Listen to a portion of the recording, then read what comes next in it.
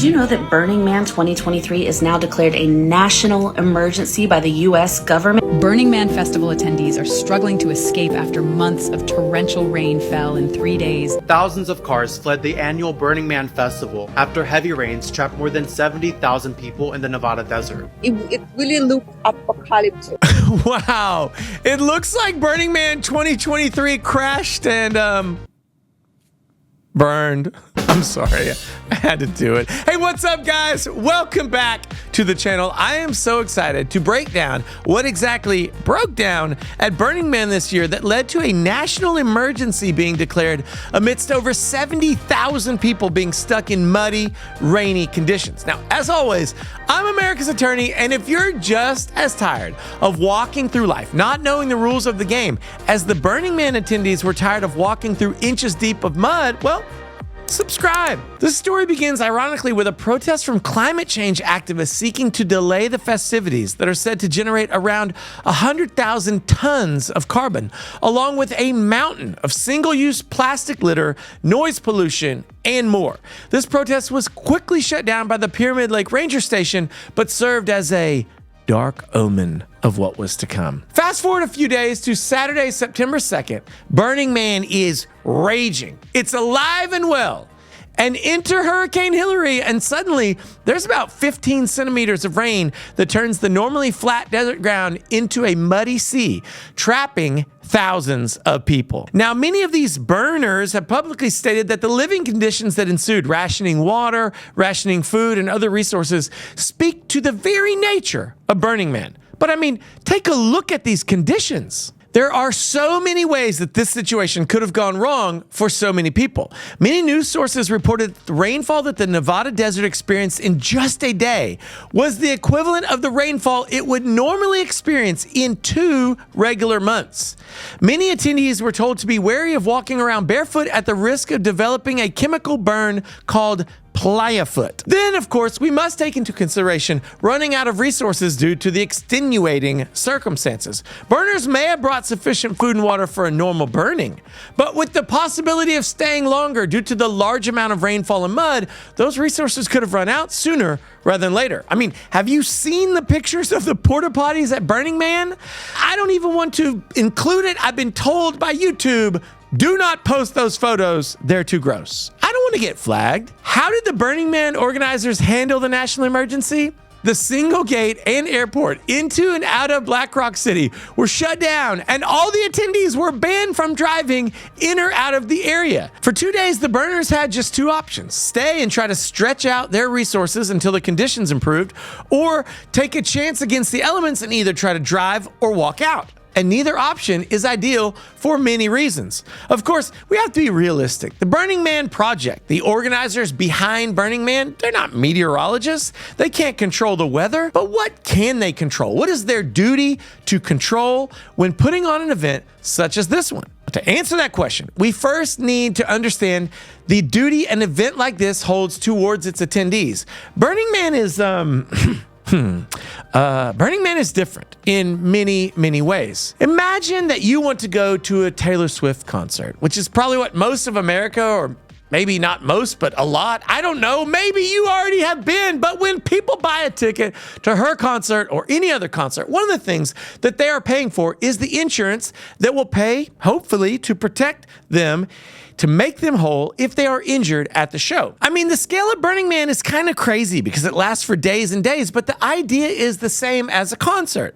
Lots of people gather together and something bad or dangerous could happen, and when it does, how are you going to recover? The law implies a meaningful duty to protect invitees who come to your concert or event. If you're negligent in the discharging of those duties, then you can be sued and you can be made to pay for the injuries caused to, or the losses sustained by the people who paid money to participate. As a contrast, you have almost no duty to protect criminal trespassers onto your property. But an event like Burning Man is one that is publicized and the public is invited to attend, and therefore the organizer of the event has a legal duty to behave in a way that is not negligent in order to protect the people who participate in the event. There are 2 potential headwinds blowing against a successful outcome for anyone who was injured because of the negligence of the organizers of the the Burning Man event.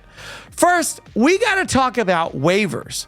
Most online ticket sales platforms allow for the event organizers to enforce a waiver of some or all of the rights of the attendees, subject to the limitations of the laws in the forum state. However, when the forum state doesn't allow certain rights to be waived, then to the extent that the law doesn't allow for the waiver of those rights, then parts of the waiver can be void. But because I didn't buy a Burning Man ticket, and because even if I did buy one, I wouldn't have read the waiver language, I can't say what efforts were made by the organizer to obtain legally enforceable waivers. Now, the other potential obstacle for recovery is the legal status of the Burning Man organization itself. About 10 years ago, the Burning Man event was legally reorganized as a nonprofit. Most jurisdictions provide that nonprofit entities are immune from tort lawsuits. That means if they are negligent, you can't sue them and expect to recover any money. On the other hand, there is such a lawsuit as a direct action. A direct action lawsuit is one in which a nonprofit that has a liability policy that is meant to protect the public, and a member of the public is injured, instead of suing the nonprofit, that the victim then can initiate a lawsuit against the insurance company directly, not even naming the nonprofit. And that's why it's called a direct action. But what percentage of the Burning Man 2023 attendees knew that Burning Man event was not for profit? And what percentage of them had sufficient information to know whether there was meaningful liability coverage? Probably not very many. Years ago, and before the Burning Man event became a nonprofit, a man was injured by the fire of the Burning Man on the second to the last night, and he sued the event in state court in California. Now, this was back when the Burning Man event was held in California.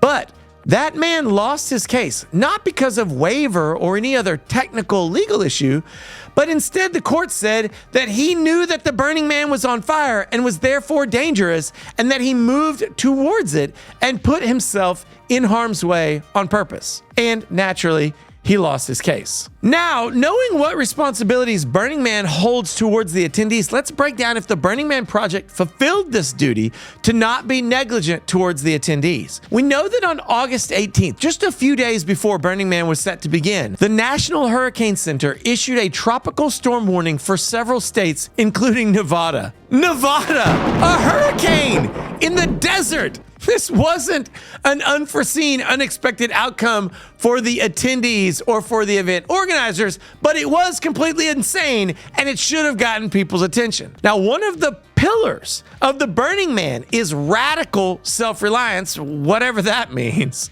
Does that really mean that the Burning Man is free of responsibility for the well-being of the so-called burners?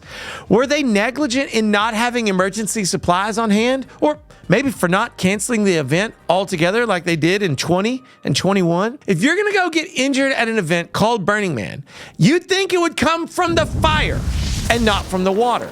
And yet for many people, they were hungry, thirsty, and put out of place badly by the weather and the restricted travel. There's some terrible irony here though, because there may be just the same problem for one of the 2023 attendees in court as there was by the guy who got burned in 2005 in California.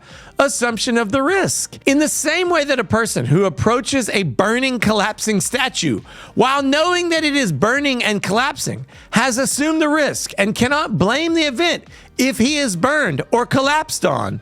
Perhaps the 2023 attendees who had access to the same weather reports about Hurricane Hillary would also be found to have assumed the risk. Look, we get weather alerts on our phones and our watches, our computers all the time. I mean, it never stops.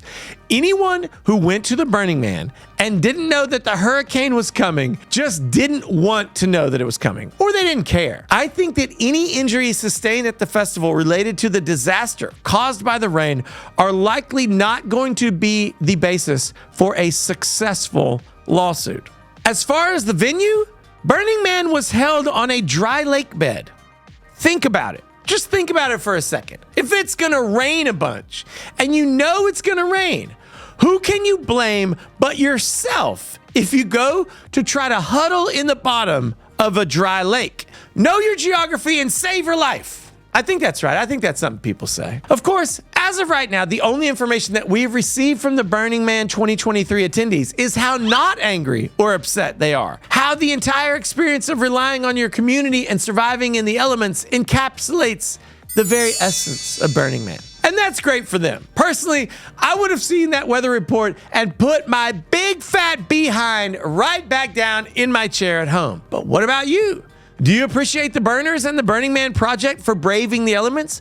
Or do you think the whole event was lucky that they pulled it off with no serious weather-related injuries or deaths? Please drop your pro se opinion down below in the comments and let me know if you're headed to the next Burning Man. But I suggest, since there's almost a year, that in the meantime, you head to these videos right here and keep on enjoying my content instead. But hey, you do you. Self-reliance, right?